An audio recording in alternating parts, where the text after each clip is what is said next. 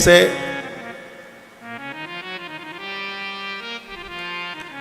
Haemoglobin बढ़ता है,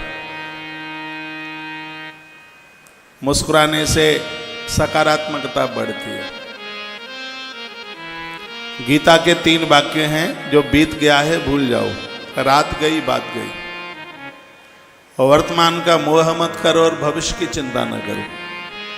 गृहस्थी लोग इस बात से बहुत ज़्यादा परेशान होते हैं, पता नहीं बहू बेटे कैसे निकलेंगे हमारी वृद्धावस्था में, कहीं ये धक्का न दे दें। धक्का दे दें तो वृंदावन आ जाना, चिंता न करना। ऐसी नकारात्मक सोच बिल्कुल मत रखिए। गीता कहती है भविष्य की चिंता न करो, वर्तमान में तुम्हारे पास जो है वो सब भगवान का दिया हुआ है, और भगवान का ही समझकर उसको प्रसाद रूप में आप प्रयोग कीजिए, आनंद हो जाएगा। और पिछले समय में जो निकल गया है, कल क्या हुआ, परसों क्या हुआ, क्या दुनिया ने मान अपमान किया, वो सब भूलने की जरूरत है। यह श्रीमद् भगवद गीता का महावाक्य। अब तो हंस के बताइएगा।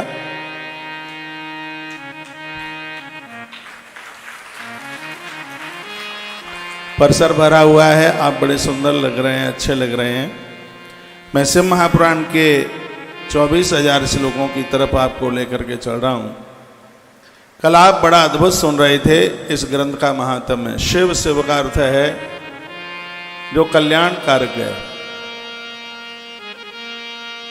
शिव जो कल्याण प्रद है। 3 शब्द हैं, सत्यम, शिवम और सुंदरम।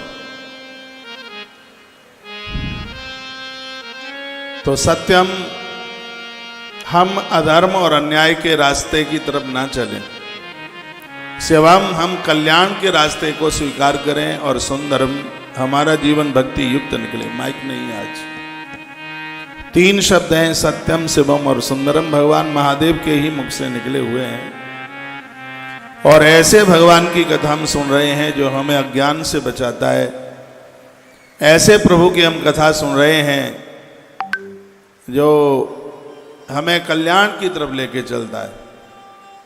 और ऐसे भगवान की कथा हम सुन रहे हैं जो हमें भक्ति प्रदान करता है। हमारे मध्य में बिहार की धरती श्री गया जी से श्री बलवंत भाई पांडे, आपका भी आना हुआ है। पवित्र व्यासपीठ से बड़ा आदर है आपका, बहुत बहुत मान।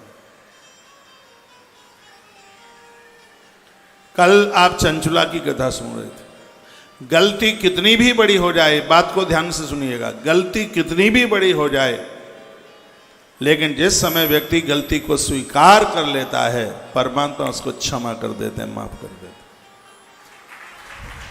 कितनी भी बड़ी से बड़ी, यहां तक 1 करोड़ ब्राह्मणों का भी वध हो जाए, ब्रह्म हत्या बहुत बड़ी हत्या है। हमारे ग्रंथ कहते हैं यदि किसी के द्वारा 1 करोड़ ब्राह्मणों की भी हत्या हो गई है और वो भगवान के सन्मुख पहुंच जाए, वो कहता है कि भगवान मुझसे गलती हो गई है, आप मुझे क्षमा कर दें, तो भगवान क्या कहते हैं?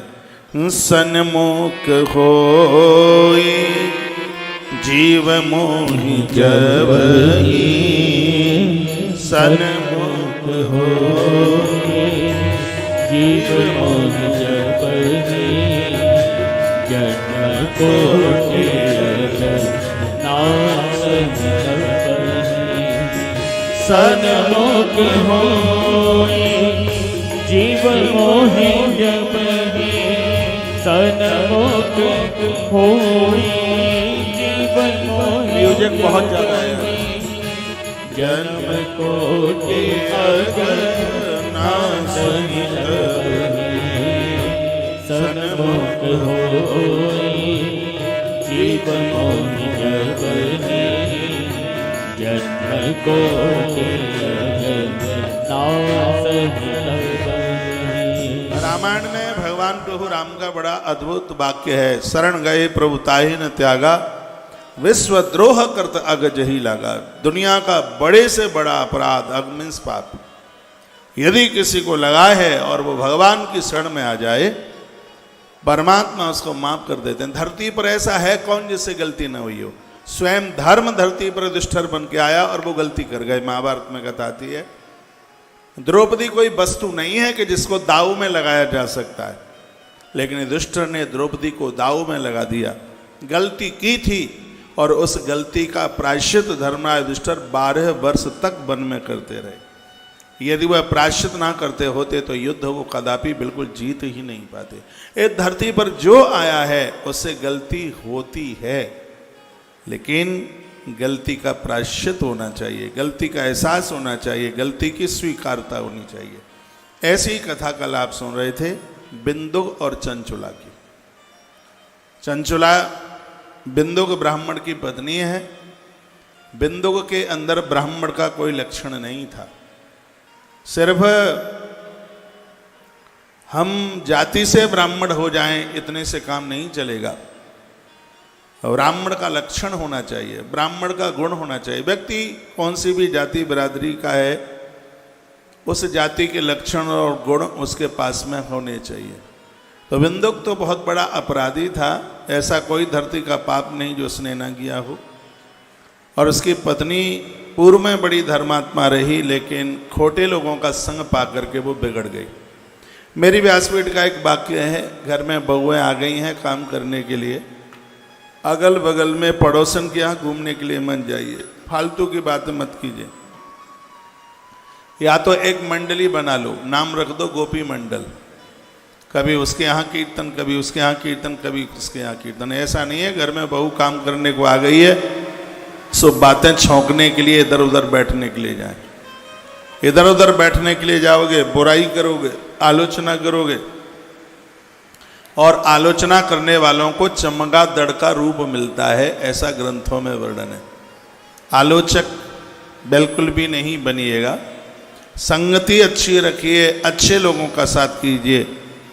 चंचला बहुत अच्छी थी, लेकिन इसको जो सहेली मिली वो बहुत खतरनाक थी और चंचला का जीवन बिगड़ गया।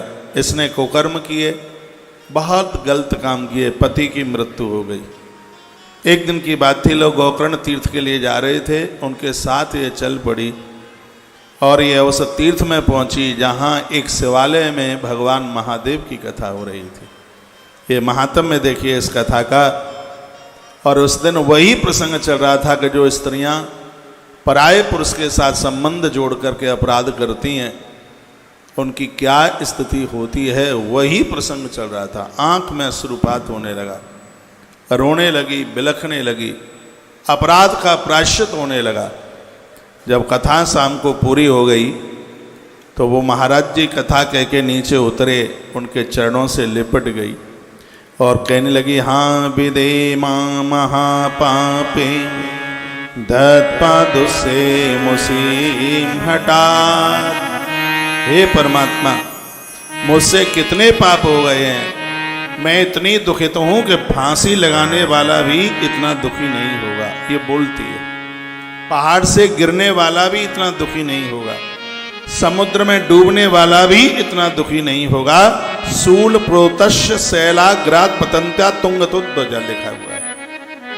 पहाड़ से गिरने वाला, फांसी कंठ में लगाने वाला, वह भी उतना दुखित ना हो जितना कि दुख में मुझे है। और कहने लगी कि मैंने तो इतने पाप किए कि अश्वमेध शतम कृत्वा गंगा स्नात्वा शतम क्षमा न सुदीर्घायते प्रायो मत पापस्य गरीयस। कहती है कि अश्वमेध शतम 100 अश्वमेध यज्ञ कर लूं, 100 बार गंगा जी एक बार नहाऊं, इतने पाप ज्यादा हैं मेरे पास तो भी मेरी मुक्ति नहीं हो सकती। उस गुरुदेव के चरणों को पकड़ करके क्या कहते हैं, त्वमेव मे गुरुर् ब्रह्मा त्वं माता त्वं पिता स्मिते। देखिए, सब्जी कितनी भी बढ़िया बना लो, यदि उसमें राम रस नहीं है तो सब्जी का कोई टेस्ट नहीं है। खीर कितनी भी बढ़िया बना लो, यदि उसमें मिठासता नहीं है तो उसका कोई स्वाद नहीं है। भगवान की कथा में भी जब तक संस्कृत भाषा नहीं है तब तक उसका कोई भी स्वाद नहीं है।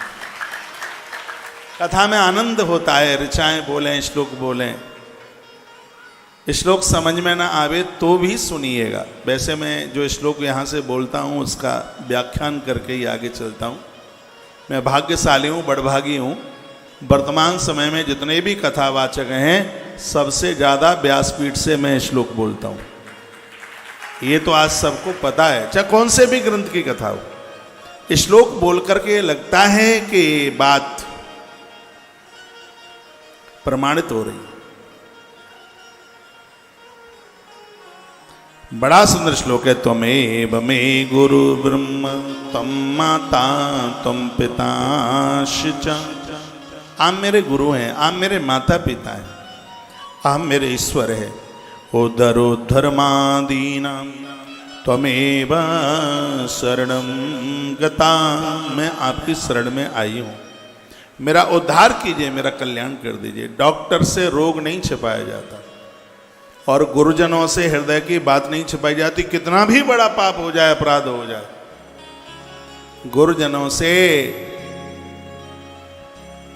अपराध मत छुपाइए, मन की बात मत छुपाइए। गुरु लोग होते ही इसलिए। यहां भी नहीं बताएंगे तो फिर बताने के लिए जगह और कौन सी है। गुरुजनों की देहली पे तो खुली किताब होनी चाहिए, एकदम बिल्कुल खुली डायरी। बेटा कैमरा ऐसे लगाओ, पीछे डिस्टर्ब हो रही मत तुमसे। यहां तो बिल्कुल जैसे हैं वैसे।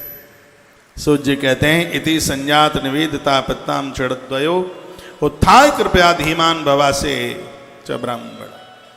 चरण उसने पकड़ लिए थे, ब्राह्मण देवता ने उसे खड़ा किया और उसको वो सांत्वना देने लगे, समझाने लगे और कहने लगे, हे देवी तुम बड़भाग्नी हो, इसलिए क्योंकि तुमको अपने पाप याद आ गए।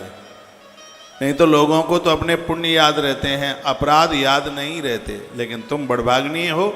शिव महापुराण की महादेव की कृपा तुम्हारे ऊपर हुई है। थोड़ा ऊपर बैठे हुए हैं, दूसरी मंजिल पर, उनको भी दिखाते रहना।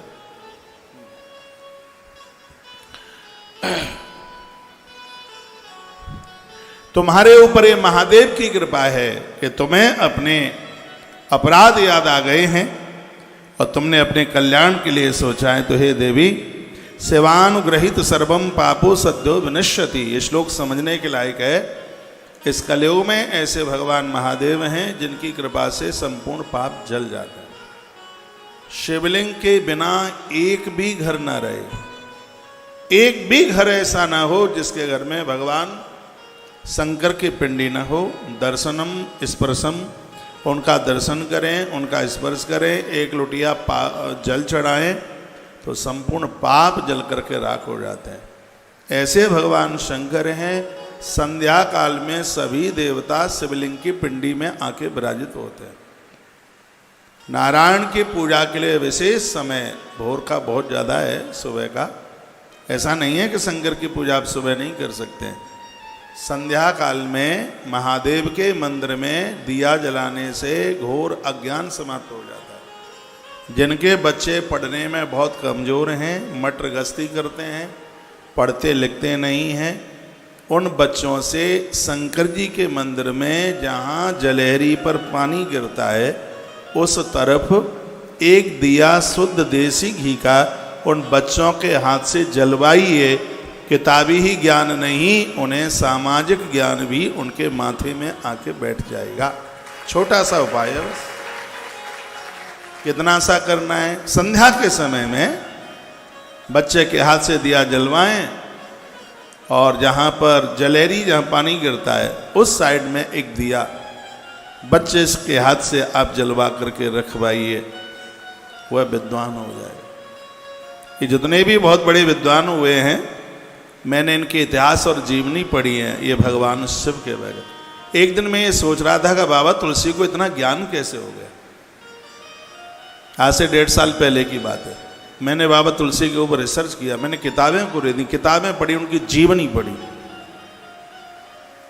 तब पता लगा कि रामचरितमानस रामायण लिखने में भी आदेश भगवान महादेव का था। मैं सोच रहा था कि बाबा तुलसी दिन भर ज्ञान के संस्कृत में रामायण लिखते थे, रात को कागज कोरा हो जाता था। तो वहां भी भगवान शंकर ही पधारे। उन्होंने कहा कि साधारण भाषा में, संस्कृत के तो बहुत ग्रंथ हैं, साधारण भाषा में इस ग्रंथ को लिखिए। भगवान महादेव की बहुत बड़ी कृपा थी। अध्यात्म गुरु तो तुलसी बाबा के भगवान शंकर ही थे और उन्होंने भगवान शिव की बड़ी प्रार्थना की है। और जब वो रामायण भी लिखते हैं, जहाँ से राम जी की कथा, जहाँ से बिल्कुल स्तुतियाँ करने के बाद और जब वो रामायण का चैप्टर आरंभ होता है तो वो भगवान शिव को ही प्रणाम करते हैं। सादर सेवहि नाय अब माथा, सादर सेवहि नाय अब माथा, वरनहु बिसर राम गुण गान। सादर सेवहि नाय अब माता, सादर सेवहि नाय अब माता, वरनहु बिसर राम गुण गाता। सादर सेवहि नाय अब माता, वरन बिसर राम गुण गाता। राम जी की कथा कहते हैं और शंकर जी के विवाह से कथा को आरंभ करते हैं। इसका मतलब है कि बाबा तुलसी शंकर के बहुत बड़े भगत हैं। जिनके जीवन में शिव की आराधना आएगी वो विद्वान भी बनेंगे, ज्ञानी भी बनेंगे और वो धनवान भी बनेंगे। भगवान शिव की कृपा है। जिनकी दुकान ठीक से नहीं चलती, आवक कम है और मेहनत ज़्यादा है, आप कर लें तो कर लेना, चांदी का एक पान का पत्ता बनवाना और चांदी की एक सुपारी बनवाना। इन दोनों को महादेव के नाम से, सुपारी गणेश का प्रतीक है और पान का पत्ता माँ भगवती लक्ष्मी को बहुत प्रसन्न करता है। 16 उपचारों में पान से पूजा की जाती है। ये श्रीवर्धक है ये, और इसको अपने खजाने में, जहाँ आप अपना गोलक रखते हैं दुकान में, मैं कहूँगा बहुत बड़ा फायदा नहीं होगा तो गारंटी है आपका घाटा कुछ भी नहीं होगा। एक पान का पत्ता आप बनवा लीजिए, एक सुपारी चांदी की बनवा लीजिए और उसको आप अपने गले में आप रख लीजिए, आपकी बरकत होगी, कमी नहीं आएगी, दुकान पर काम करने में मन लगेगा। करके तो देखिए आप।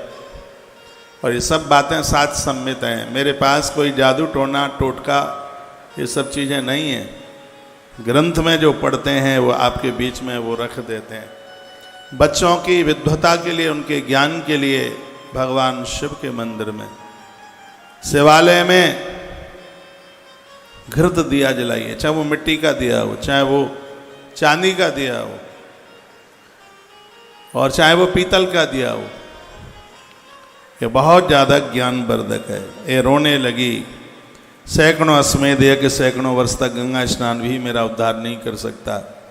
उस समय उस ब्राह्मण देवता ने कहा, देवी एतस्य पुराण से कथा श्रवणतो यथा जायते चित्त शुद्धरीन तथा नेत्र उपायत। शिव पुराण की कथा तुमने एक दिन सुनी है जिसमें तुम्हारा चित्त शुद्ध हो गया है। मैं तुम्हें पूरी शिव महापुराण की कथा सुनाऊंगा। महादेव निर्मोह त्वाग्रह देमा, भगवान महादेव की अनुग्रहता तुम्हारे पास होगी, तुम्हारा कल्याण होगा। दूसरे दिन सुबह से ही शिव महापुराण की कथा आरंभ होने वाली थी।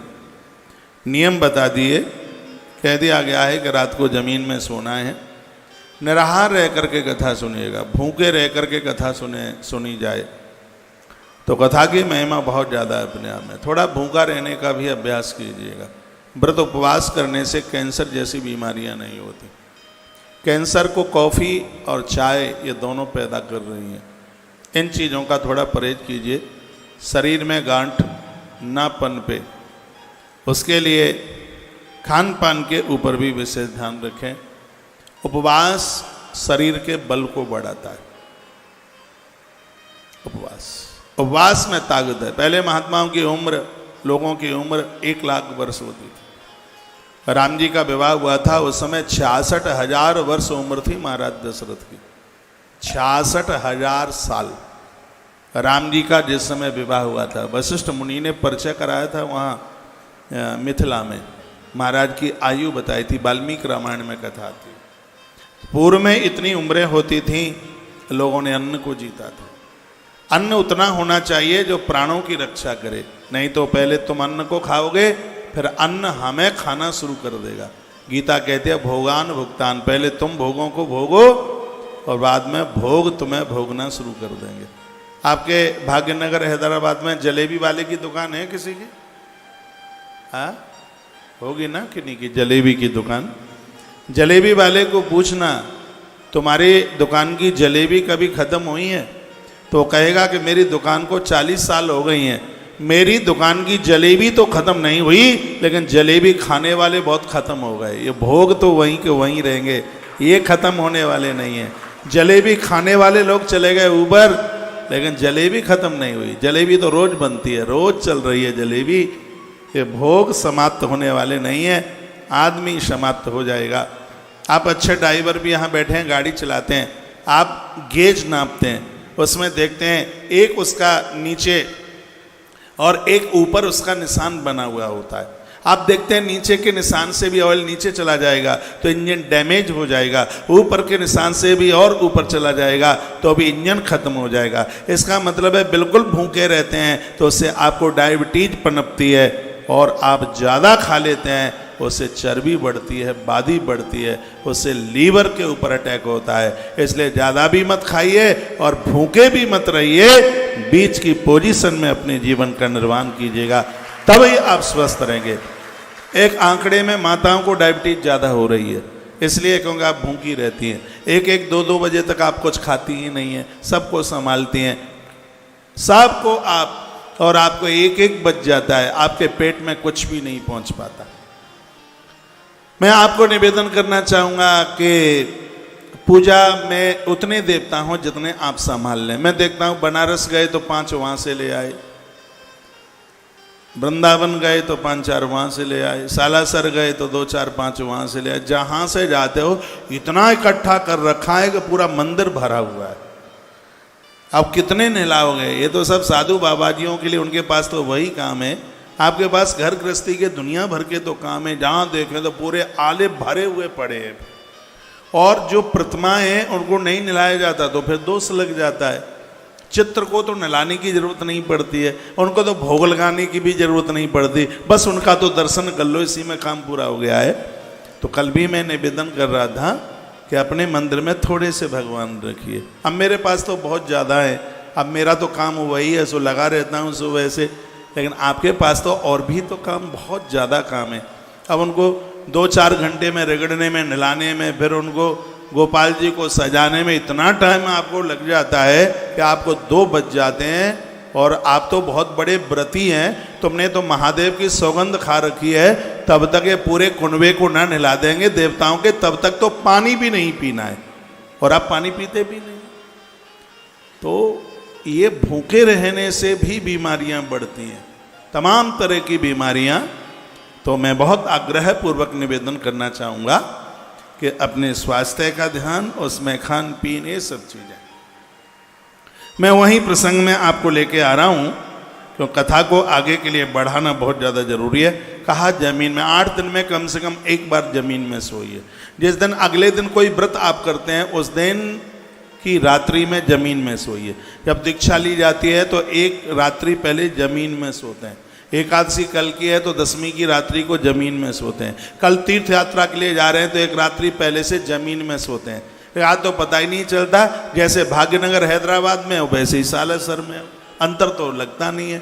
यहाँ भी खूब चकाचक खाते पीते हो, वहाँ भी चाट चटोरा करते रहते हो। आजकल तीर्थों में चाट की चीज़ें बहुत ज़्यादा मिलती हैं, आपके शहर से भी ज़्यादा मिलती है, और वो भी मंदिर के बिल्कुल लोक्कड़ के ऊपर। जब आप मंदिर में जाएं तो सबसे पहले तुम्हारा ध्यान ढोकले के ऊपर ही पहुँचे। फिर तो आदमी मंदिर में भी खड़ा होता है तो मंदिर में भगवान कम, ढोकला ज़्यादा दिखाई देता है, और यही होता है।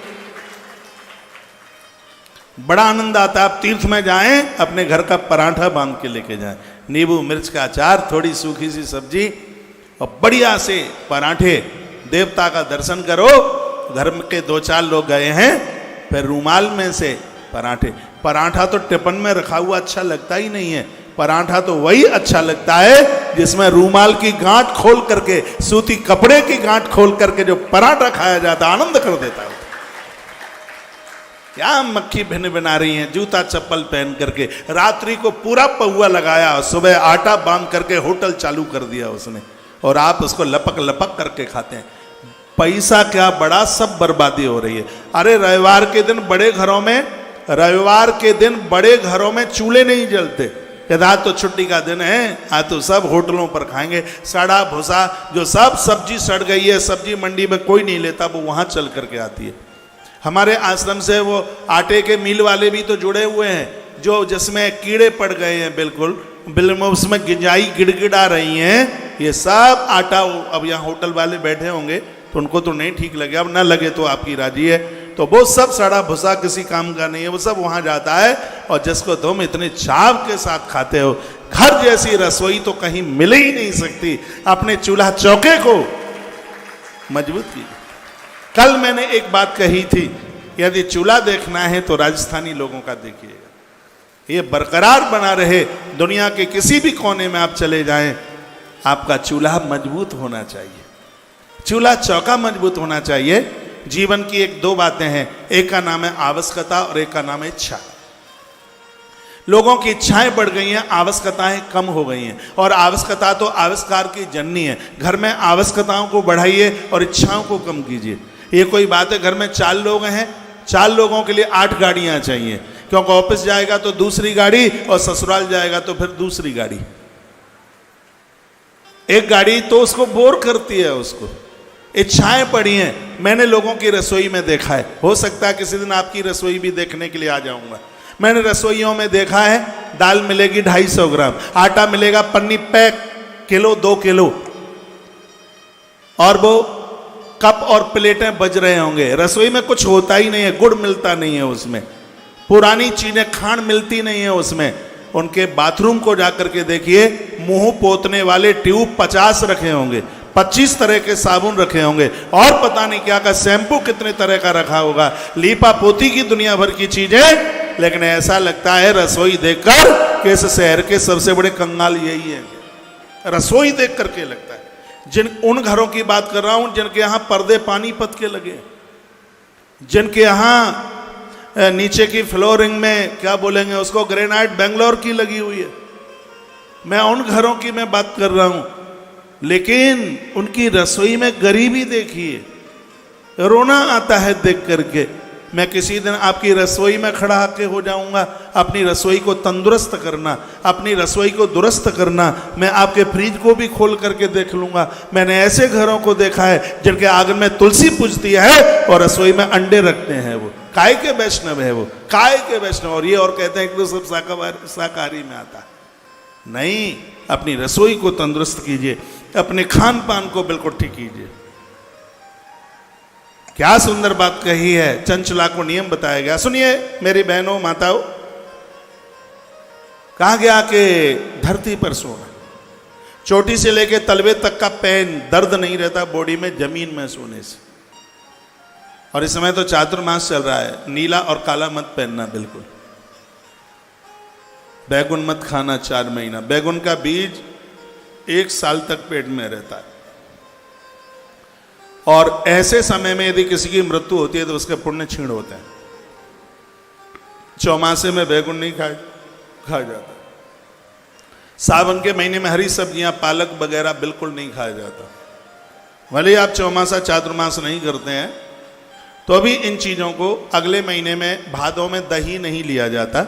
अभी मैं स्कंद पुराण से पिछले दिनों में ये मैं चर्चा कर रहा था, 8 महीने में जितना तप नहीं बढ़ सकता उतना ये 4 महीने में बढ़ जाता है। चौमासा चातुर्मास होता ही है भजन बढ़ाने के लिए, आराधना साधना बढ़ाने के लिए। इन दिनों में थोड़ा व्यापार कम हो जाता है,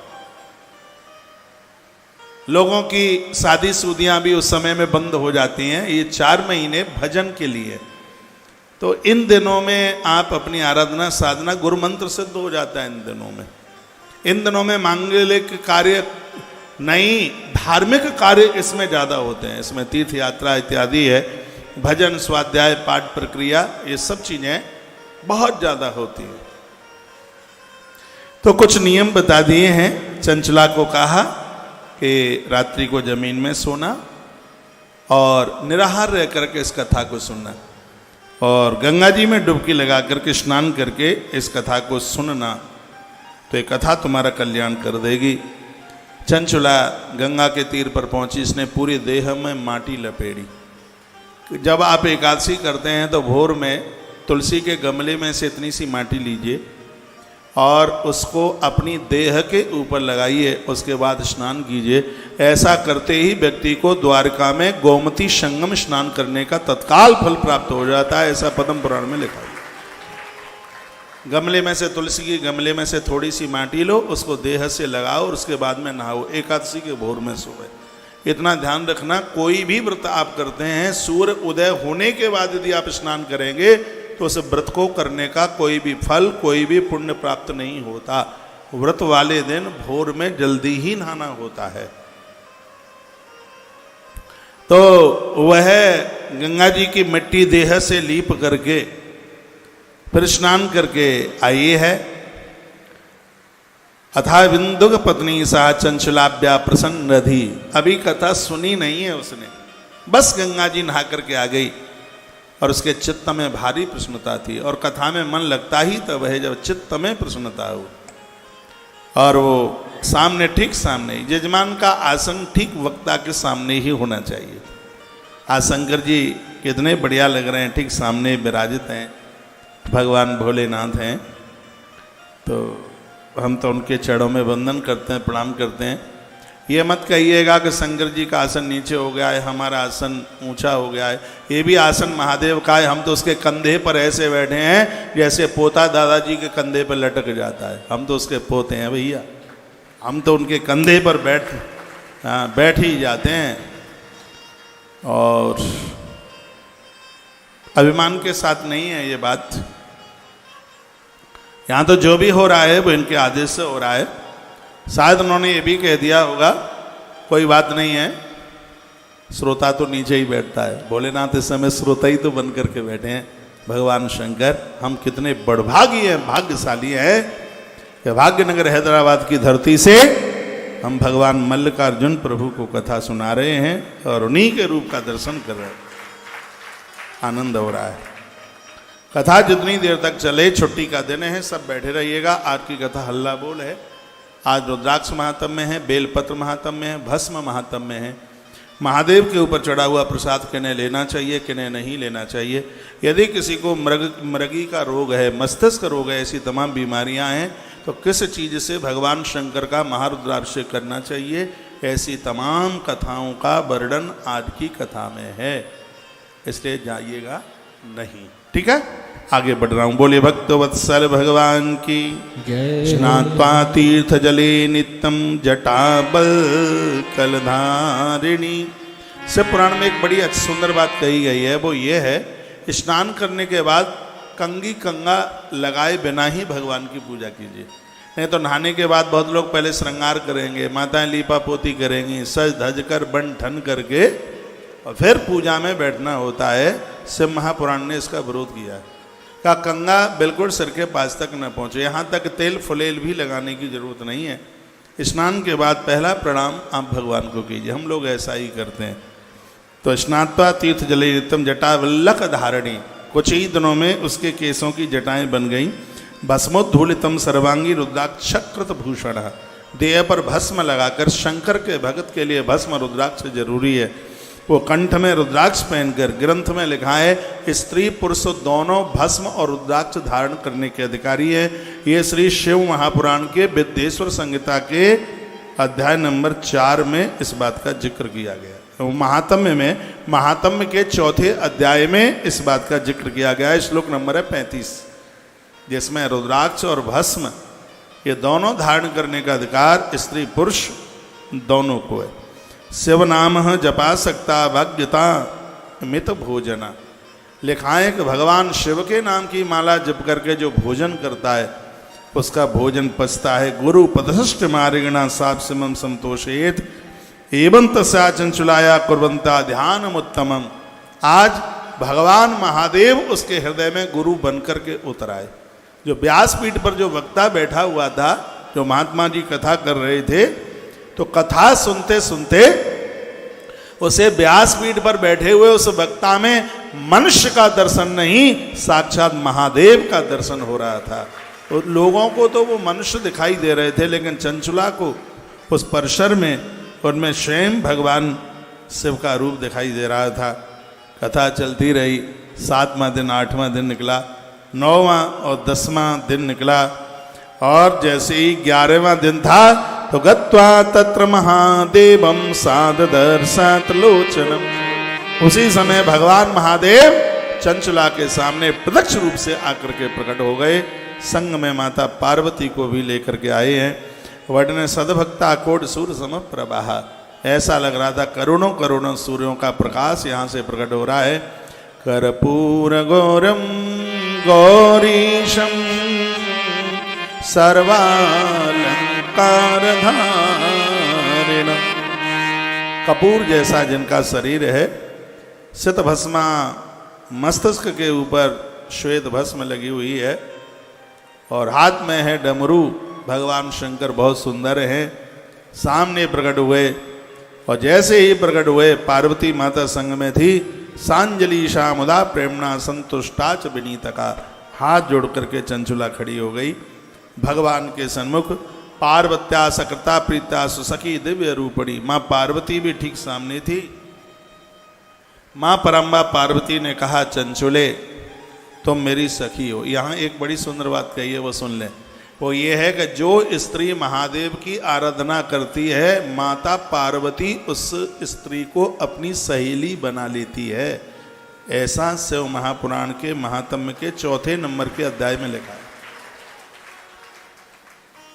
पता नहीं कौन ऐसा बोल के चले जाते हैं कि माताएं शंकर की पूजा की अधिकारी नहीं है, हनुमान जी की पूजा की अधिकारी नहीं है। देखिए, सूतक पातक में सबको ध्यान रखना चाहिए। नारी वर्ग को हनुमान बहुत ज़्यादा मानते हैं। सीता माई के प्रसंग में देखिए हनुमान को, सुरसा के सामने हनुमान जी ने नारी का कितना आदर किया है। तो वो सूतक पातक में तो सबको ही ध्यान रखना चाहिए। जो नारी शुद्ध है, पवित्र है, मुझे नहीं लगता कि हनुमान जी को पूजने में किसी भी प्रकार का दोष है। क्योंकि हमने हनुमान नाटक पढ़ा है, हमने हनुमंत पुराण की कथाएं कही हैं, हनुमान जी के जीवन चरितावली पढ़ी है, तो ऐसा कहीं मिलता नहीं है बिल्कुल भी। किसी ने कहा था कि माता हनुमान चालीसा का पाठ ना करें, तो गोस्वामी तुलसीदास जी क्या लिख गए हैं, जो सतवार पाठ कर कोई छूटे बंद मास कोई। तो उसमें तो कोई शब्द में तो स्त्री पुरुष कोई भी आ जाएगा।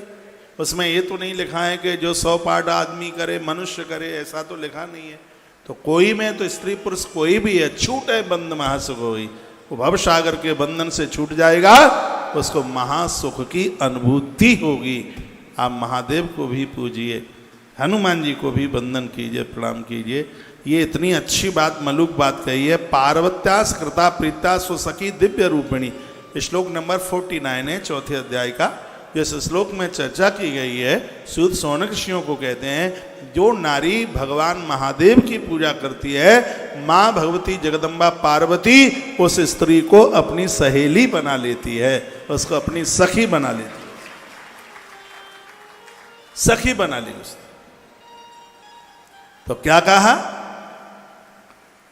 कहा, चंचुला तुमने मेरे पति को प्रसन्न किया है, इसलिए तुम मेरी सहेली हो, तो तुम हमसे मांग लीजिए, तुम्हें क्या चाहिए, जो तुम मांगोगे हम दे देंगे। तो चंचुला वाच, बहुत प्यारी कथा है चंचुला की। आपको मेरी लैंग्वेज भाषा समझ में आ रही है? धन्यवाद।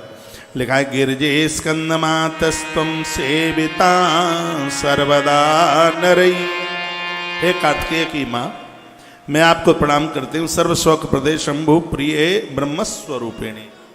हे माता, हे देवी, आप भगवान महादेव की प्रिया हैं, आप उनकी गृहिणी हैं। हे माता, शिव के बारे में जितना तुम जानती हो उससे ज़्यादा और कौन जानता है। माँ, आपने दर्शन दिया है, कृपा करी है, अब आपका दर्शन हो गया है तो अब क्या चाहिए? कुछ नहीं माँ, आपका दर्शन हो गया। तो पार्वती माँ क्या कहने लगी, चंचुले सखी सुप्रीत्याने स्म सुंदरी। हे सहेली, किम याचसे बरम ब्रूहि नादेयम विद्यते तवा। तो जो मांगेगी मेरे लिए अदेय नहीं है, मैं वही दे दूंगी। तो निसंकोच होकर के तुम मुझसे मांग ले, तुझे क्या चाहिए। माताओं की संख्या काफी है यहाँ। मैं आग्रह पूर्वक निवेदन करूंगा, नारी वह है, पत्नी वह है जो कभी अपने लिए कुछ मांगती ही नहीं है, या पति के लिए मांगेगी या पुत्रों के लिए मांगेगी। अपने लिए ऐसा कोई व्रत ही नहीं है जो माताएं अपने लिए करती हों। संतोषी माता का जो व्रत करती हैं वो परिवार की सुख संपदा के लिए करती हैं। 16 सोमवार का व्रत करती हैं, घर में बहू आवे, बच्चों का समय से विवाह हो जाए, उसके लिए करती हैं। वैभव लक्ष्मी का व्रत करती हैं, कारोबार पति का बंधन हो ठीक ठाक से चलता रहे, उसके लिए करती हैं। गणेश चतुर्थी का वो व्रत करती हैं, वो इसलिए करती हैं कि इस परिवार के ऊपर कभी कोई कष्ट न आए, कोई संकट न आए। मैंने इतनी कथाएं व्रतों की ग्रंथों में पढ़ी हैं, लेकिन कहीं ऐसा नहीं मुझे लिखा हुआ मिला कि कोई ऐसा भी व्रत है जिसे नारी स्वयं पर्सनल अपने लिए करती हो। ऐसी एक मात्र शक्ति ही है जिसकी पूजा ही दूसरों के लिए, अपने लिए तो बेचारी के पास कुछ भी नहीं। तालियां इतनी मरी मराई बजा रहे हैं आप। इतना परमार्थ इस नारी मातृ शक्ति के जीवन में है, इतनी कर्मठता, इतना समर्पण है। मैंने पूर्व में बोला है, 3 लोग ऐसे हैं जिनके अंदर स्वार्थ नहीं है। एक है पत्नी, एक है पुत्र और एक है शिष्य। ये 3। शिष्य अपनी गुरु की सेवा करता है, उसमें स्वार्थ नहीं है, धर्म है। पुत्र अपने पिता की सेवा करता है, उसमें स्वार्थ नहीं है, उसमें धर्म है। उसमें उनको तो बेटा माना ही नहीं जाता जो पैसों के लिए मम्मी पापा की सेवा करते हैं। ऐसा एक बेटा है जिसको स्वार्थ नहीं है, माता पिता की सेवा करता है। और एक ऐसी गृहिणी है, पत्नी है, जो अपने ससुराल पक्ष को देख रही है। स्वार्थ क्या है उसका? कोई भी पुरुष ये ना सोचे कि तुम्हारे पास नोट ज्यादा है इसलिए तुम्हारी घरवाली दिन रात काम में लगी रहती है। पैसा उसके पिता के पास बहुत था, सब छोड़ छाड़ करके चली आई है, उसे आपका कुछ भी नहीं चाहिए। उसके पास 2 रुपए भी हैं, कहीं रखे हैं उसके पास, तो उसमें भी तुम्हारी देहली पर आने वाले लोगों का सबका वो ख्याल करती है।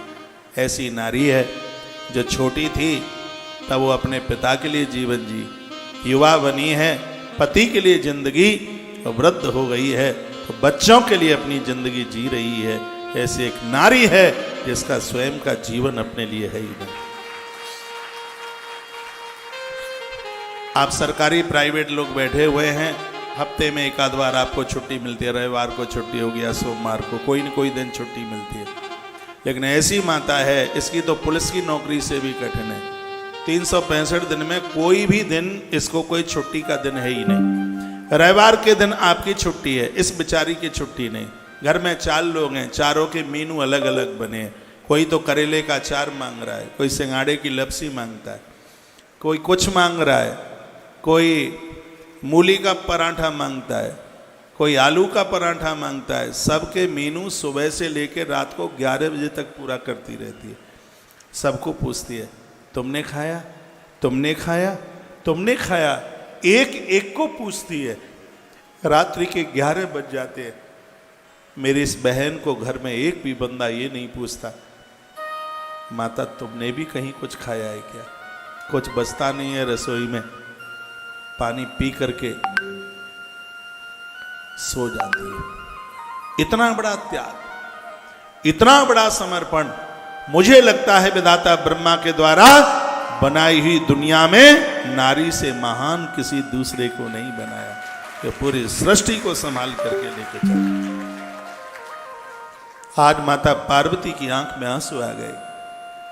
मां पार्वती कहने लगी, चंचला तू मेरी सखी है, तूने मेरे पति की सेवा करी है, तूने मेरे पति को प्रसन्न किया है, और तू मुझसे मांग ले।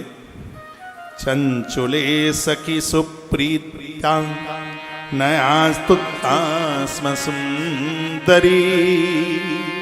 बहन तेरी स्तुति से मैं बहुत प्रसन्न हूं, और मुझे खुशी मिलेगी, मुझे प्रसन्नता मिलेगी यदि तुम मुझसे कुछ मांग लेगी। तुम मांग ले, क्या चाहिए तो। तब चंचुला की आंख में आंसू आ गए। चंचला ने कहा, माँ मैंने बहुत गलतियां करी, मैंने बहुत अपराध किए, मैंने अपने पति को छोड़कर गैर पुरुषों के साथ को कृत्य किया है, को कर्म किए हैं, गलत काम किए। मां मैंने बहुत बड़े अपराध किए, मेरे पति की मृत्यु हो गई है। अब मुझे ये नहीं पता कि मरने के बाद मेरे पति कहां चले गए। हे मेरी मां, मम भर्ता धुना क्वास्ते नैव जानामि तद्गतिम तेन युक्ता यथाहं वै भवामि गिरजे नगे। हे मां, मेरे पति मौत के बाद में कहां चले गए मुझे पता नहीं है। मां आप बता दें वो कहां हैं। तथैव कुरु कल्याणी कृपया दीनवत्सले महादेवी महेशानी भरता में ब्रसलीपति। तो कहने लगी, हे मेरी मां, हे महादेवी, मत्तः पूर्व मृत पापी न जाने काम गतिम गता। मेरे पति ने भारी पाप किया था, वो बड़े कष्ट के साथ में मरे, मौत से पहले उनके शरीर में कीड़े पड़ गए, वो बिलबिला रहे थे। मैं आपसे पूछना चाहती हूं मेरी माई, मुझे मेरे पति का कल्याण चाहिए, वो मरने के बाद कहां है मां ये आपको पता है, आप बता दें। कथा कहती है, जिंदे जी भी नारी पति के कल्याण के लिए काम करे,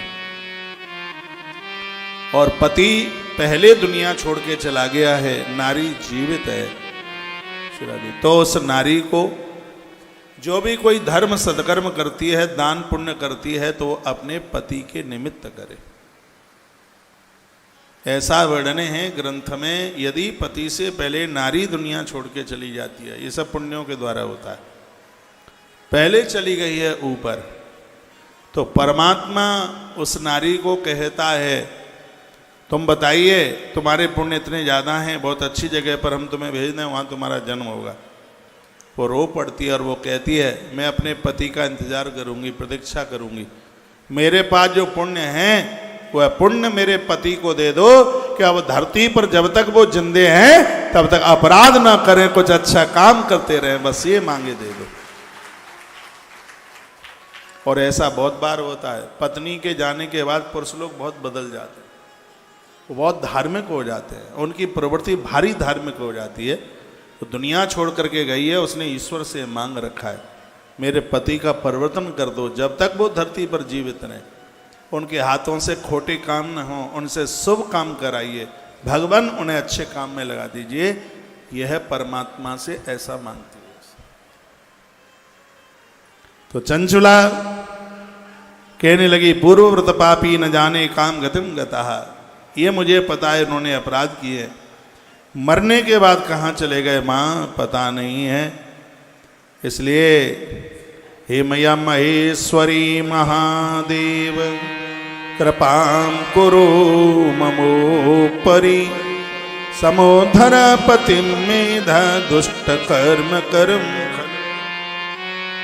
मेरे पति ने बड़ी दुष्टता करी है, बड़े अपराध किए हैं, हे भोलेनाथ, हे मेरी माँ परम्भा, आपके चरणों में प्रार्थना है, उनका कल्याण कर दीजिए। तो माँ पार्वती क्या बोली? मैया पार्वती ने कहा, शृणुयाद ते भरता पुण्याम शिव कथाम पराम निस्ती दुर्गतिम सर्वाम सदगतिम प्राप्त नादति। मैया भगवती जगदम्बा ने कहा, बेटी तेरा पति मरने के बाद भयंकर प्रेत बना है और विंध्याचल पहाड़ पर रहता है, बहुत ज़्यादा कष्ट में है, प्यास के मारे बिलबिला रहा है, भारी व्याकुल है, और उसके कल्याण के लिए बस एक ही साधन है, वो है शिव महापुराण की कथा। ये माता पार्वती के शब्द हैं। स्वयं मैया भगवती जगत जननी माँ परम्भा शिव महापुराण के लिए बोलती है, कहती है कि श्री शिव महापुराण के द्वारा तेरे पति का कल्याण होगा।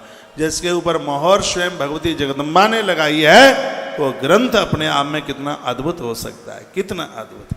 यहाँ जितने भी श्रोता बैठे हुए हैं, और मुझे लग रहा है, मैं हृदय की भावना से बोल रहा हूँ ये बात, नाभि से ईश्वर उठकर ऊपर आ रहा है। यह कथा अपने पूर्वजों के लिए समर्पित करना, मेरे आने से पहले यहाँ पहुँचना, मेरे व्यासपीठ से उतरने के बाद ही स्थान छोड़ना आप। यह है श्रोता का नियम। मैं यहाँ से नीचे उतर जाऊँ, फिर आप प्रसाद लेते हुए आप चले जाइए, व्यासपीठ को वंदन करते हुए चले जाइए, और यह पूरी कथा एक बार भोजन करके आप ये सुन लें, ये कल्याण हो जाएगा। अब आप कहोगे कल भी हमने खा लिया और आज भी खा लिया, अब क्या करें? तो अभी तो महात्म्य चल रहा है, अभी शिव पुराण शुरू हुआ ही नहीं है, अभी तो उसकी महिमा महात्म्य चल रहा है। आपसे हो सके तो कल पहला सोमवार है सावन का, और शिव महापुराण की कथा में सोमवार पड़ जाए तो कथा दुनिया के किसी भी कोने में हो, लेकिन उस कथा का फल वाराणसी में बैठकर कथा सुनने के बराबर हो। काशी में बैठ करके कथा सुनने का फल प्राप्त होता है। भगवान की कृपा से इस कथा में 2 सोमवार पड़ रहे हैं। एक कल का सोमवार है, तारीख कल हो जाएगी 10, और एक है 17 तारीख का सोमवार है, उस दिन तो सोमवती अमावस्या। यदि आप फुल्का वुल्का छोड़ सकते हैं, जमीन में आप सो सकते हैं, तो इस कथा को एक अनुष्ठान, आप चाहे जजमान हैं चाहे आप श्रोता हैं, कोई भी है, तो इसमें आप एक बार प्रसाद लेके भोजन, सुबह दूध ले लीजिए, फल ले लीजिए। ये नहीं कि रोटी छोड़ने के लिए बोल दूं तो आधा किलो कूटू खा करके आ जाएं फिर आप। हाँ, फल ले लीजिएगा, दुग्ध ले लीजिएगा, और शाम को फिर ले लीजिए एक बार भोजन प्रसाद। कल तो मत लेना, कल सोमवार है। एक बार प्रसाद लेकर इस कथा को आप सुन लीजिए। महादेव के ऊपर बेलपत्र चढ़ाकर इस कथा को सुन लीजिएगा। महादेव के ऊपर धतूरे का फूल चढ़ाकर इस कथा को सुन लीजिए। महादेव के ऊपर कमल का फूल चढ़ा करके ये सुन लीजिएगा। एक बात और बोलूँगा मैं, माता दुर्गा को लाल कमल बहुत प्रिय है और महादेव को सफ़ेद कमल बहुत ज़्यादा प्रिय है। श्वेत कमल मेरे पास था, कहाँ है? हाँ, ये कमल भगवान शंकर जी के लिए, श्वेत कमल भगवान महादेव को बड़ा अति प्रिय है ये। तो ये आप ऐसा कर सकते हैं कि इस कथा को आप एक अनुष्ठानिक विधि से कथा को सुन लें, पुरखों के लिए सुन लें, पूर्वजों के लिए सुन लें, जिनके घर में है इतनी दिक्कत परेशानी, गंडा तावीज़ों के चक्कर में पड़े हैं, मेहंदीपुर बालाजी जा रहे हैं, चलो ठीक है मेहंदीपुर बालाजी जाइए दर्शन करने के लिए, ये भूत प्रेत सब भाग जाएंगे, इनका पता ही नहीं लगेगा। मैं पूर्व में भी बोला हूँ, एक तिल के तेल की जोत हर अमावस्या को भूलिए मत, भले ही कोई दिक्कत परेशानी नहीं है। एक देवला मिट्टी का दिया लीजिए, उसमें तिल का तेल भरिएगा और उसमें जोत जलाइए, और घर में जहाँ पानी का स्रोत है, जहाँ पानी भर के रखते हैं हम, और ऐसी जगह पर उसको जला करके रखिएगा। और मैं निवेदन करूँगा पूर्व काल में यदि किसी की अकाल मृत्यु भी हो गई होगी तो उसको सदगति मिल जाएगी, ऐसा गरुड़ पुराण में लिखा है। ताली और इससे कम बजा के देखना। धन्यवाद। तो शिव महापुराण की एक कथा है, यह अपने पुरखों के लिए समर्पित कर दीजिएगा। आइए एक पंक्ति महादेव के चरणों में समर्पित कर रहा हूं। आहो महिमा गाएं भोलेनाथ की। बैठे रहिए अपनी अपनी जगह और भगवान शिव की अद्भुत और दिव्य झांकी है, उनका दिव्य रूप है। आओ महिमा गाएं भोलेनाथ की। हम बहुत छोटे छोटे हुआ करते थे, तब कैसेट में चलता था ये भजन, आओ महिमा गाएं भोलेनाथ की। स्वर दो, राधे। चलो उसको बाद में देख लेंगे। कोई देवता नहीं है भोलेनाथ की तरह। ये दे दो सर, बहुत प्यारी पंक्तियां हैं। सावन का महीना सब से मैं हो रहे, हर हर दोनों हाथ।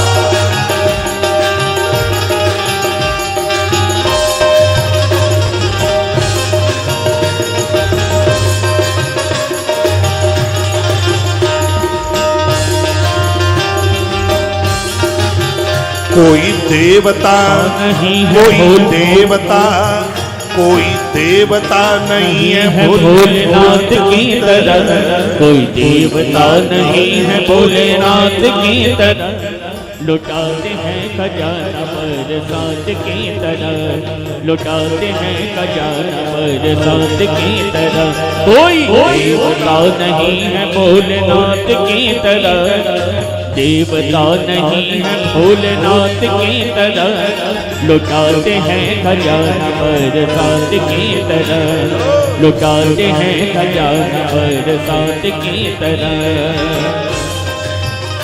हर बोल हर हर महादेव।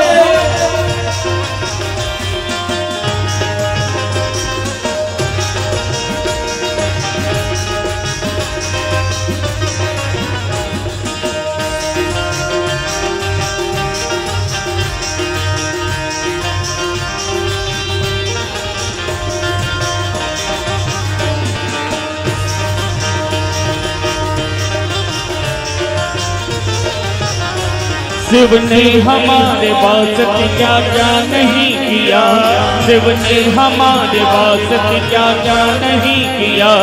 100 बार शुक्रिया है, 100 बार शुक्रिया, 100 बार शुक्रिया है, 100 बार शुक्रिया।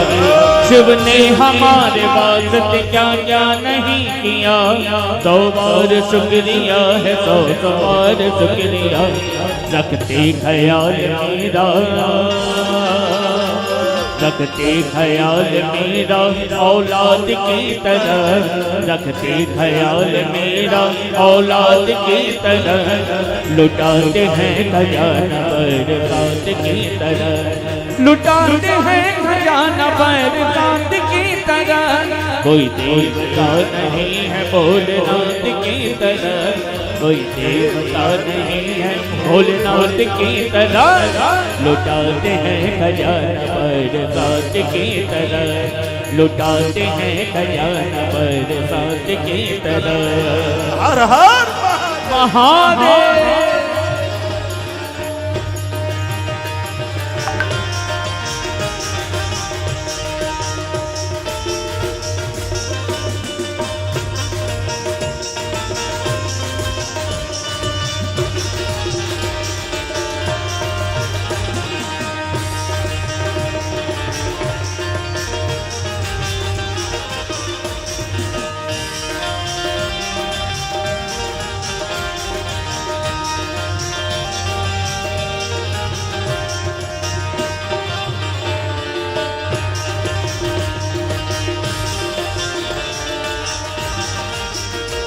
एहसान इनके लाखों हैं कितने मैं गिनाऊं, एहसान इनके लाखों हैं कितने मैं गिनाऊं।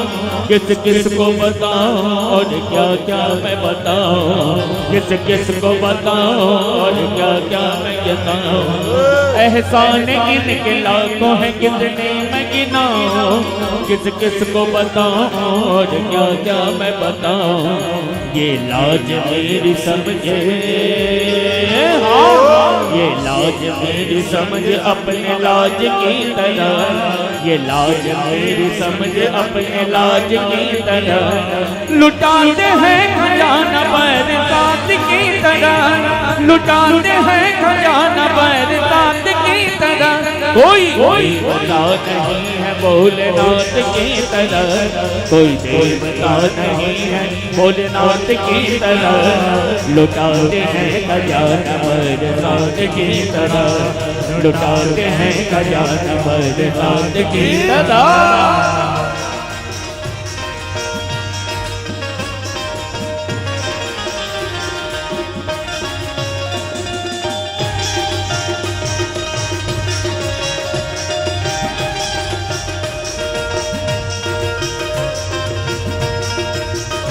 जय हो बम बम भोलेनाथ की।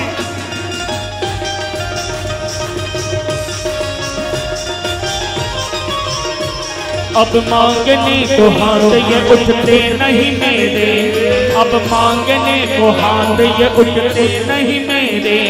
कहते हैं भक्त अब कोई चिंता नहीं घेरे, कहते हैं भक्त अब कोई चिंता नहीं घेरे। अब मांगने को हाथ ये उठते नहीं मेरे, अब मांगने को हाथ ये उठते नहीं मेरे।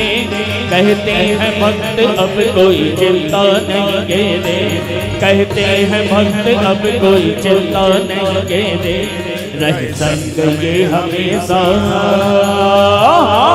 रहे संग ये हमेशा मेरी सांस की तरह, रहे संग ये हमेशा मेरी सांस की तरह। लुटाते हैं खजाना बरसात की तरह, लुटाते हैं खजाना बरसात की तरह। कोई देवता नहीं है भोलेनाथ की तरह, कोई देवता नहीं है भोलेनाथ की तरह। लुटाते हैं खजाना बरसात की तरह, लुटाते हैं खजाना बरसात की तरह। एक बार दोनों हाथ फिर से ऊपर। जय हो राधे।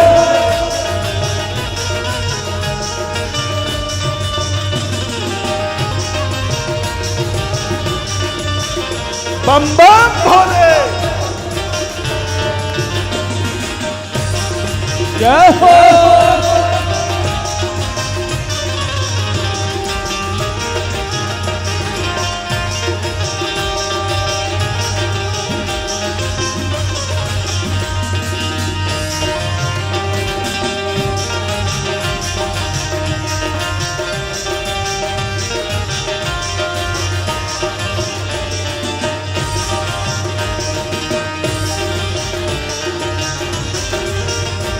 शिव ने हमारे वास्ते क्या क्या नहीं किया, शिव ने हमारे वास्ते क्या क्या नहीं किया। 100 बार शुक्रिया है, 100 बार शुक्रिया, 100 बार शुक्रिया है, 100 बार शुक्रिया। शिव ने हमारे वास्ते क्या क्या नहीं किया, शिव ने हमारे वास्ते क्या क्या नहीं किया। 100 बार शुक्रिया है, लाखों बार शुक्रिया, 100 बार शुक्रिया है, लाखों बार शुक्रिया। रखते ख्याल मेरा, रखते ख्याल मेरा औलाद की तरह, रखते ख्याल मेरा औलाद की तरह। लुटाते हैं खजाना बरसात की तरह, लुटाते हैं खजाना बरसात की तरह। कोई देवता नहीं है भोलेनाथ की तरह, कोई देवता नहीं है भोलेनाथ की तरह। लुटाते हैं खजाना बरसात की तरह, लुटाते हैं खजाना बरसात की तरह, लुटाते हैं खजाना बरसात की तरह, लुटाते हैं खजाना बरसात की तरह, लुटाते हैं खजाना बरसात की तरह, लुटाते हैं खजाना बरसात की तरह। भोलेनाथ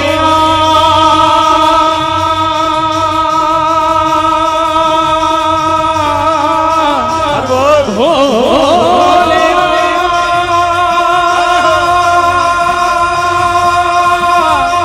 भोले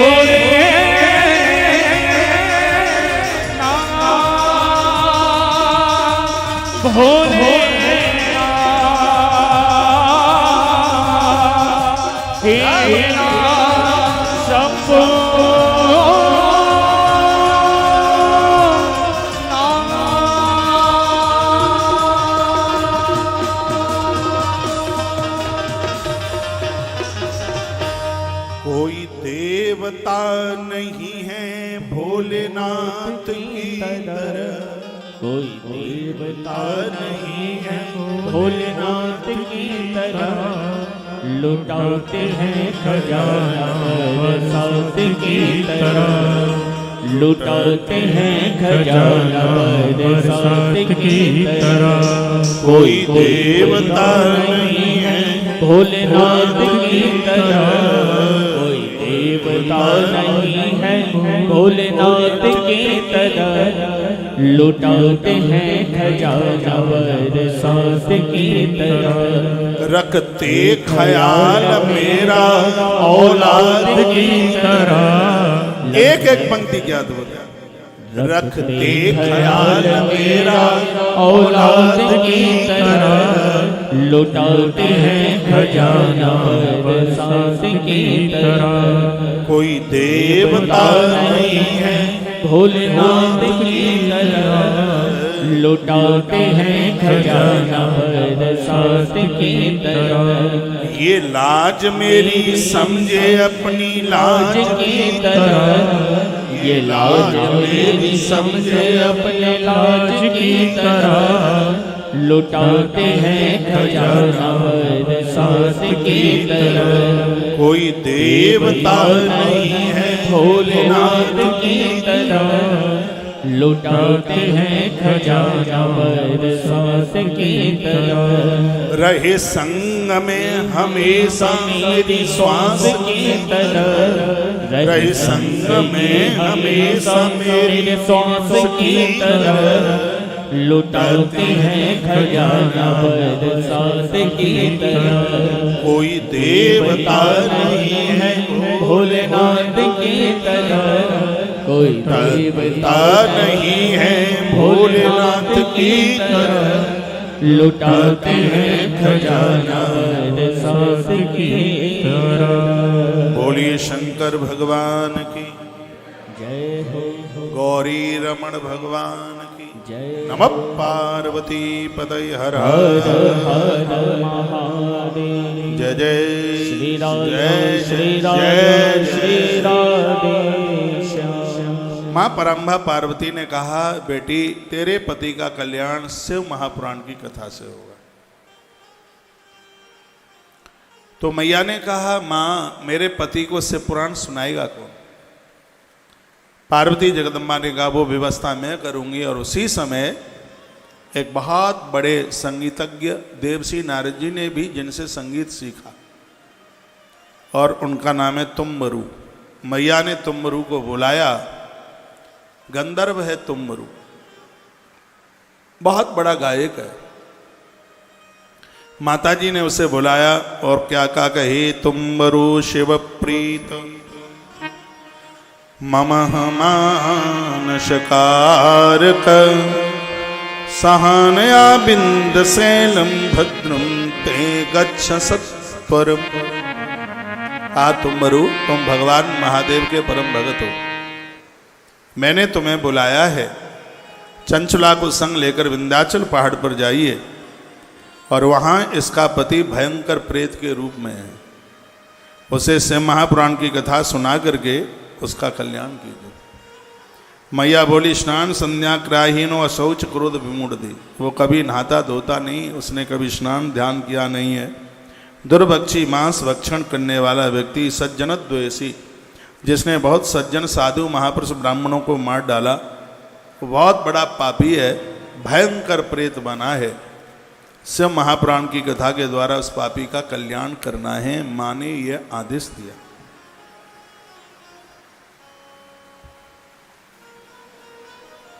तुम्बरु चला, चंचुला भी साथ में चली। विंध्याचल पर्वत बड़ा अद्भुत स्थान है। कभी आप यूपी के तीर्थों का दर्शन करने के लिए आइए, बड़े अद्भुत हैं।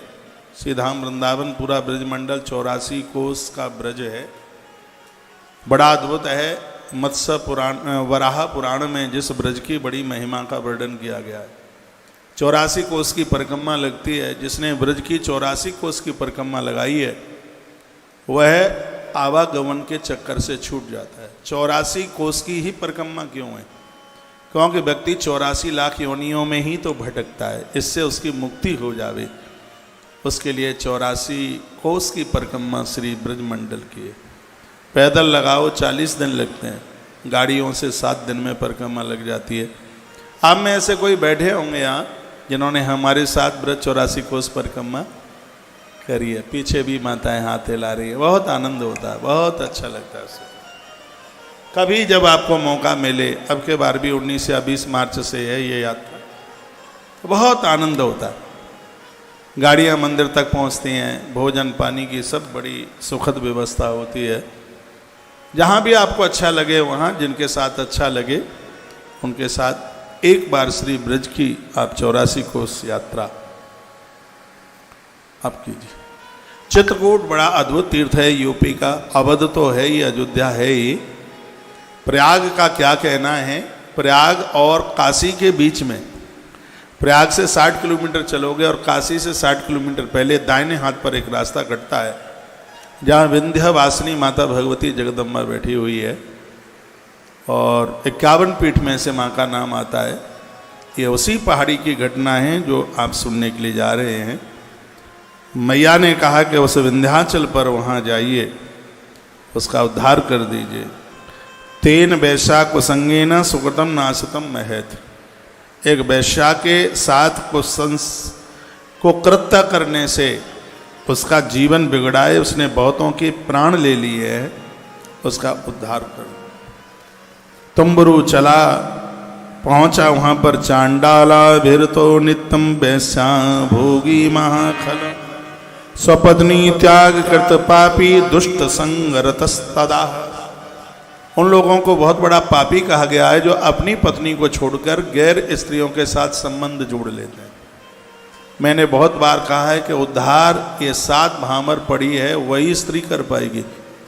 ये बाजारू स्त्रियां उद्धार नहीं, प्राण जरूर ले डालेंगे। वो एक धुंधकारी की कथा आती है भागवत में। बड़े भाग्यशाली हैं वो, बड़भागी लोग हैं जिनको अपनी गृहिणियों के साथ जिनकी प्रीति जुड़ी हुई है। यहाँ भगवान वेदव्यास लिखते हैं कि इतना बड़ा पापी था, स्वपत्नी त्यागकृत पापी, अपनी पत्नी को छोड़कर दुष्ट संगरतस तथा, ऐसी स्त्रियों का इसने साथ किया। तेन वेश्या कुसंगेन। 5 महापाप बताए गए हैं। मैं आपको निवेदन कर देता हूँ, शराब पीना पाप नहीं है, महापाप है। मांस खाना पाप नहीं है, महापाप है। पराई स्त्री या पराये पुरुष के साथ संबंध बनाना ये पाप नहीं है, ये महापाप है। बुरा ना लगे तो एक बात और मैं बोल दूंगा, रिश्वत लेना भी ये पाप नहीं, इसका भी नाम महापापों में ही चल कर गया था। परमात्मा कृपा करे ये दोष किसी के जीवन में बिल्कुल चल करके ना आवे। हिंसा को छोड़िए, खान पान को सुधारिए। कथा का संदेश तो यही है। वर्णन किया गया है कि वो घोर प्रेत बन करके चिंगाड़ रहा था, उसको तो बिठाना बड़ा मुश्किल था। वर्णन है इसमें कि बड़ी बड़ी रस्सियों के द्वारा उसको बांधा गया, उस प्रेत को बांधा गया। और तत्पश्चात श्री शिव महापुराण की कथा का गायन करना शुरू किया। और जब श्री तुम्बरू ने जो कथा सुनाई है, पिशाचम तारतम दिव्या शासना तुम्बरुर्गता बिंदम से पुराणम सा यद्रम श्रावितुम परम। उस विंध्याचल पहाड़ पर जब कथा हुई तो देवता लोग, ऋषि मनीषी लोग भी उस कथा को सुनने के लिए आए। और जैसे ही 11वें दिवस की कथा हुई है, उसी समय प्रेत रूप को त्यागता हुआ इसने एक देव भगवान का पार्षद रूप इसने धारण कर लिया। भगवान शंकर वहीं प्रकट हो गए, शिव के चरणों में यह गिर पड़ा। भोलेनाथ ने उठाकर इसको अपने अंक में ले लिया। सभी देवता वहाँ पर प्रकट हुए और उस समय बिंदु और चंचुला दोनों दिव्य रूप धारण करते हुए भगवान के विमान में बैठते हुए सब रुद्र लोक के लिए चले गए। इनका कल्याण हो गया। सूत सौनक ऋषियों को कहते हैं कि यह है शिव महापुराण की कथा। इतने बड़े पापी का भी कल्याण इस कथा ने कर दिया। कल काल में तो ये बिल्कुल वरदान के रूप में है। सावन का महीना है, गीता प्रेस की किताब मिल जाएगी आपको शिव पुराण की। 1, 2, 5, 4 अध्याय रोज पढ़ लो। भगवान की कृपा से 19 साल बाद 2 महीने पड़े हैं सावन के। 1 महीने में पूरा नहीं हो पाएगा तो शिव पुराण 2 महीने में तो पूरा हो ही जाएगा। मौका मिला है। 5 पत्तियां बेलपत्र की रोज इस ग्रंथ के ऊपर आप चढ़ाइए। शिव महापुराण के ऊपर चढ़ा हुआ बेलपत्र हमें आरोग्यता, महादेव के ऊपर चढ़ा हुआ निर्माल्य ये भक्षण करने के लायक नहीं है, ऐसा ग्रंथ में वर्णन है। पिंडी के ऊपर जो चढ़ा हुआ है, भगवान के बहुत लोग फूल चढ़ा हुआ और उसको फिर गोल करके और उसके ऊपर ऐसा शंकर जी, आज ही तो सुनेंगे ये कथा, इसके आगे की संहिताओं में वर्णन। हाँ, शिव पुराण के ऊपर चढ़ा हुआ बेलपत्र बीमारियों को खत्म करता है, बीमारियों को खत्म करता है। अब ये सब कथाओं को कह करके ऐसी आज की स्थिति में ऐसी पोजीशन बन गई है कि श्रोता एकदम भ्रम में हो गया है। वो सोचता है कि पहले महाराज जी आए, उन्होंने ये कहा था, ये आए हैं तो इन्होंने ये कहा है, और वो आए हैं तो उन्होंने ये कहा है। तो श्रोता बड़ा भ्रम में इस बात को लेकर के पड़ा हुआ है, पता नहीं क्या करे। क्या ना करे, लेकिन हमने तो भैया सौगंध खाई है कि हम आपके बीच में वही बातें करेंगे जिनका प्रमाण ग्रंथों में है, पुराणों में है। जिसका प्रमाण ग्रंथों में नहीं मिलेगा उस बात को इस पवित्र व्यासपीठ से बिल्कुल नहीं कहा जाएगा। एक बार जयकारा लगाइए बोल भक्त वत्सल भगवान की जय हो, श्री हनुमान जी महाराज की जय हो, जय जय श्री राधे। श्री राधे। तुलसी तपोवन यूट्यूब चैनल से डाली गई वीडियो को आप सुन लिया करें। आज एक बड़ी अच्छी सी 2 बजे वीडियो डाली है कि अपांग बच्चे, विकलांग बच्चे क्यों पैदा होते हैं। अभी सावन को लगने से पहले भी मैंने कुछ मैसेज में डाला था कि भगवान शिव के ऊपर चढ़ा हुआ प्रसाद किन को लेना चाहिए, किन को नहीं लेना चाहिए। मैं वही वीडियो ढूंढ रहा हूँ, मुझे इसमें कहीं मिल जाए, और बड़े प्रमाण के साथ में इसी ग्रंथ के माध्यम से, और बीच बीच में बोलता भी रहा हूँ, और उस चैप्टर तक मैं पहुँचूँगा तो दोबारा से उस बात को मैं दोहरा दूँगा।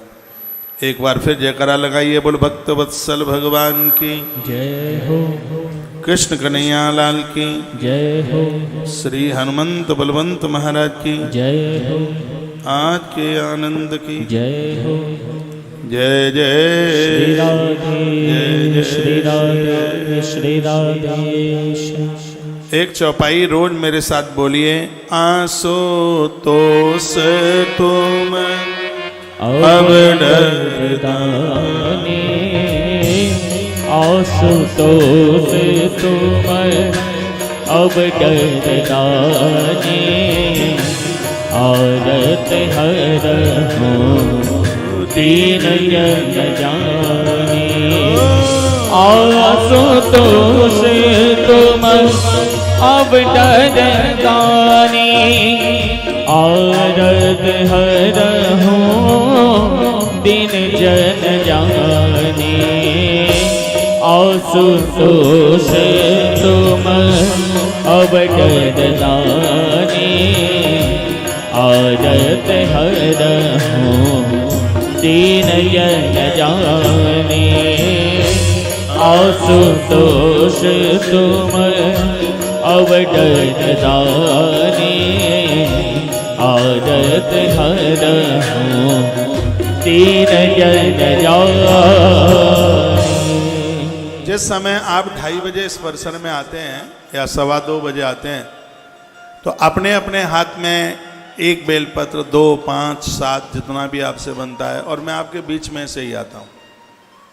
कथा में आपके बीच में से ही आता हूँ। आप मुझे बेलपत्र दे देते हैं, मैं आगे ग्रंथ के ऊपर चढ़ा देता हूँ। जैसे भागवत जी के ऊपर तुलसी चढ़ाने की भारी महिमा है, शिव महापुराण के ऊपर बेलपत्री चढ़ाने की भी बहुत बड़ी महिमा है।